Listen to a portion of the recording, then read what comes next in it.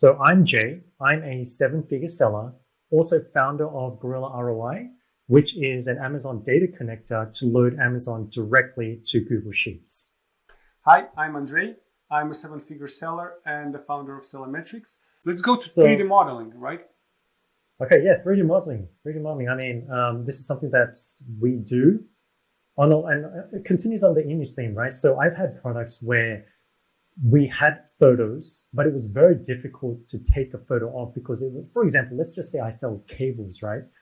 Trying to take very good quality of like 10-foot, 20-foot cables is difficult because it's a tangled mess, right? So that's where 3D modeling comes in, where if there's something that is going to look messy, then we try to model that and create like a 3D image, which is just so much more impactful. It actually gives a much more wow factor because we can control the lighting, we can control the shading, we can make it as pretty as we want.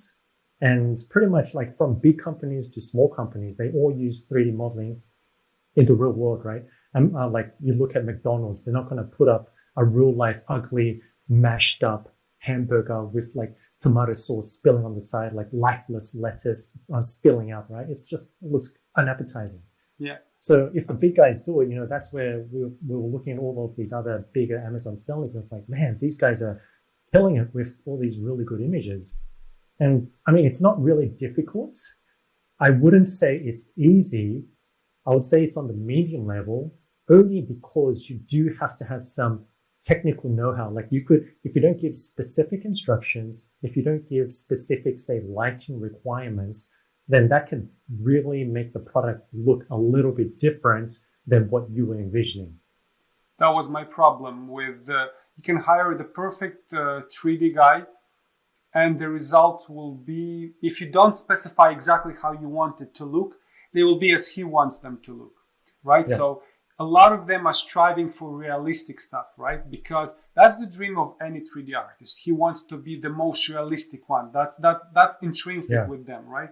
We want shiny, juicy, appealing, click-worthy. And that's a fight. You have to give clear examples, like the texture, I want it to be like that. The lighting, I want to be like that. I don't want any blicks from the windows and stuff like that. I've done a lot of 3D renderings with artists, and they're great, amazing. But you have to correct them, and they get crazy when they hear your feedback because you're basically ruining their dream. Like it's like, it's not how it's supposed to be, but on Amazon, it's not how it's supposed to be in an ideal world. It's like how it sells, what sells. I'm interested in what sells, not what is the most realistic, beautiful stuff. So right, exactly. So that's the clash between a seller, whereas we focus on sales, right? If we could have the best looking product, the best looking image, but if it doesn't sell, what good does that do to us? Whereas people on the engineering and the employee side, they're thinking about, okay, I want to make it look as realistic as possible. But the end goal that we all have to be focusing on is it going to sell or not? That's where, when I try to look for somebody, I try to look for somebody that's communicative, that's going to take instructions well. And one of the things that has really helped me and works for us is every time I post a job on, say, Upwork, I make sure that I have a very detailed brief, right? A document outlining, okay, what is my objective? What is the purpose, example, references, what I like about this particular image, what I don't like about this particular image, and then get to the point of, okay, this is what I want from the rendering that you're going to do for me.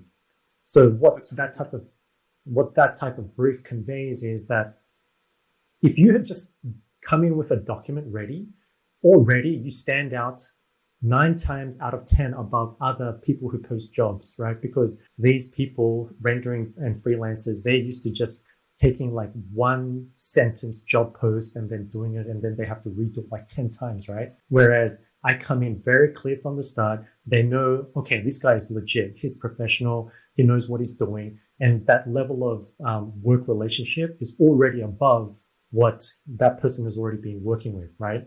So also this goes to the future.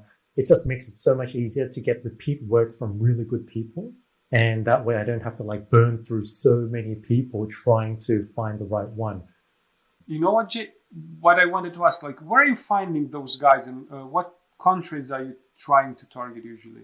Well, obviously, it's going to be international. It's just cheaper. That's the reality, right? Every country has its strength. US is not the strength for, like, say, mass market work. I've been predominantly going towards, say, India or Pakistan or the Middle East, right? So their English is very good.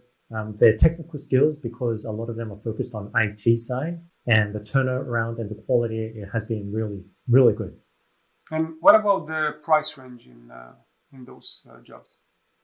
Yeah, so it depends, right? Build a long-term relationship, and if they know that they're going to be getting consistent work from you, you can obviously pay in, say, bulk.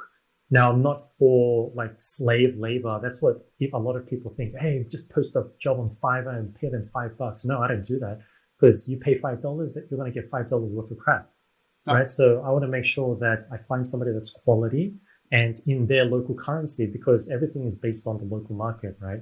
Are they getting a good price? Are they charging? Like, I don't want to undercut people. There's so many people out there where they say, hey, I'm going to give you like 100 images, so I want like $5 each. And pretty much it's just a lie to try and do that. That's unethical. So, anything from $20 to $30 is going to be a very good price. You're going to get a very high-end designer. Yeah.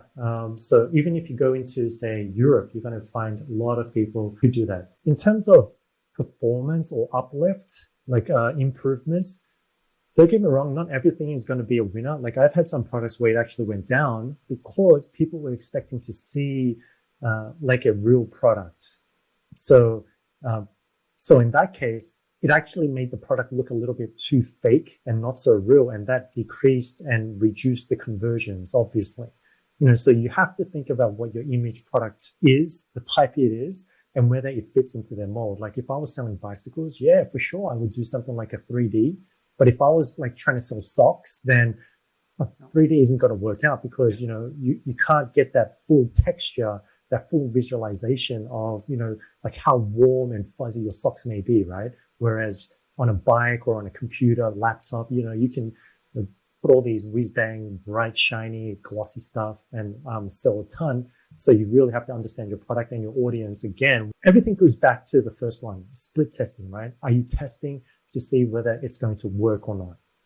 That's true. Absolutely. Clothing and fabric is a no-go for 3D images. That's true. Yeah.